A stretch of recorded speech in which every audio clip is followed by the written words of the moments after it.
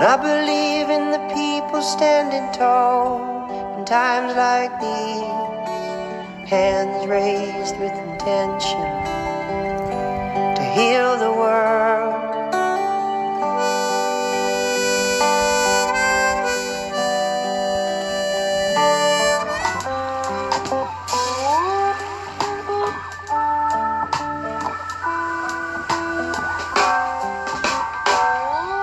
Happiness doesn't come from more.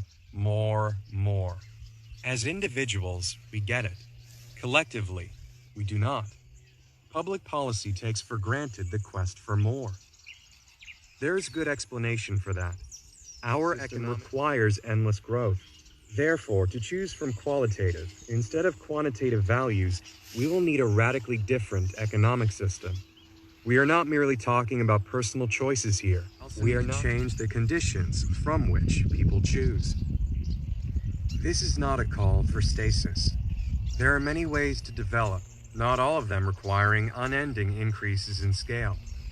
From the standpoint of technologies of force, the current civilization is, indeed, the most highly developed the world has ever seen. It exerts more energy to do more work than any before it. But the civilizations it destroyed, marginalized, or absorbed were highly developed in disengagement of the body from work. All of the things that abundant energy has made possible now impede our next phase of development. How do you want to develop? Which future is closest to your aspirations? Giant flat-screen TV and a robotic house cleaning system in a 5,000 square foot house with a 3-car garage accessible by your own private helicopter.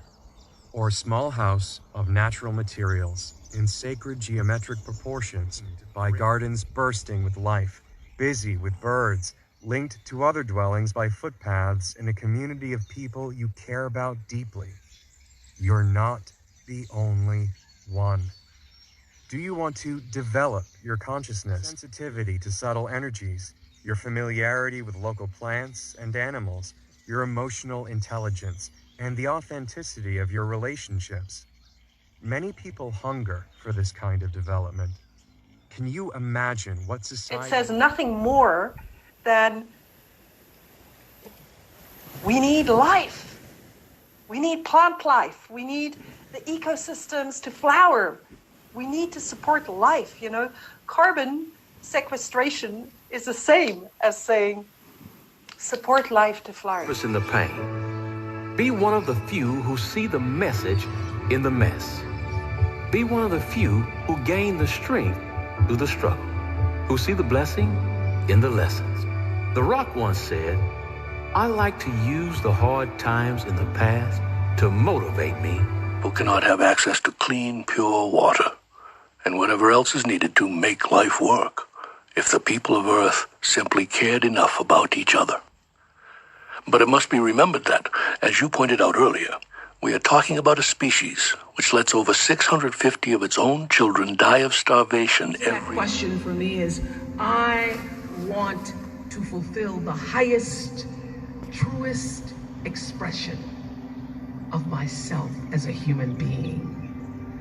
I want to fulfill the promise that the Creator dreamed when he dreamed the cells that made up me. What do I want? You must have some kind of vision for your life. Even if you don't know the plan, you have to have a direction in which you choose to go. I never was the kind of woman who liked to get in a car and just go for a ride. I had a boyfriend who would say, let's just go for a ride. I want to know, where are we going? Where do you want Do we have a destination? Is there a plan? Or are we just riding? I want to know, where are we going? Where do you want Do we have a destination? Is there a plan? Or are we just riding? Who teach you what to say to someone who's dying? They don't teach you anything worth knowing. School teaches you to memorize facts quite well, something your smartphone can now easily replace. Sugata Mitra is a professor of educational technology at the School of Education, Communication, and Language Sciences at Newcastle University, England. When he won the TED Prize for Education, he said, "Human beings are not smartphones. We own smartphones. We don't need heads filled with useless facts when we all have access to Google. What we need is a head filled with the right wisdom, beliefs, practices, and knowledge to help us deal with messy, confusing, beautiful aspects of being human itself. There's a great opportunity for our work to fill the gap that other institutions currently don't. If you run a company today, I might argue that you have..."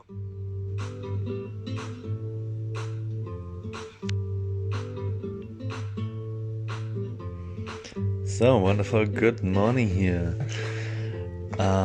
Yeah, I bought that coffee before a few weeks. I'm sorting out all my stuff because I damaged my ribs a bit.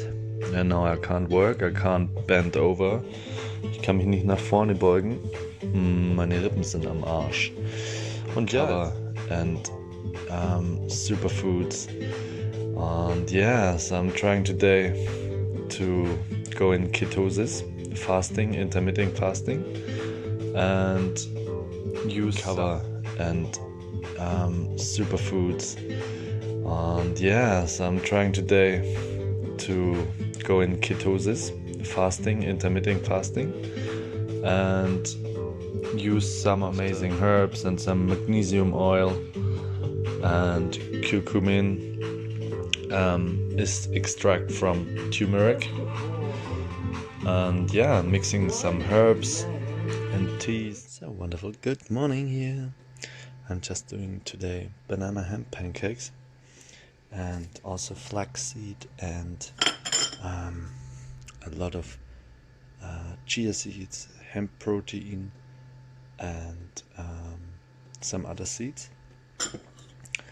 for protein. And yeah, an amazing munchy taste. Then cinnamon, baking powder, a bit LSA mix, yep. And this time self-raising flour. I usually want to use chickpea flour or hemp flour. I also have almond flour in, but yeah, the LSA mix will do it. So yeah, then some soy or oat milk and bananas. So I mixed bananas with a bit of hemp protein and all that other stuff in the blender. That's my Weidamar portable blender, super good, but not too good for just fruits. And yeah, that's it. I screenshot the recipe and it's just amazing without eggs, dairy or sugar, because I use a bit of honey then. And yeah, that's it. It's just amazing and really good. And the bananas have also pectin in.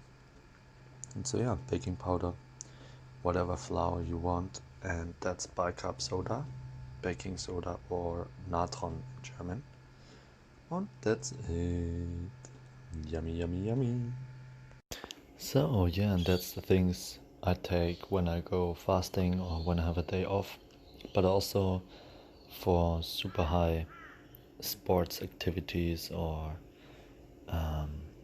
hard work like we do. And I just talked with people about calcium from good sources instead of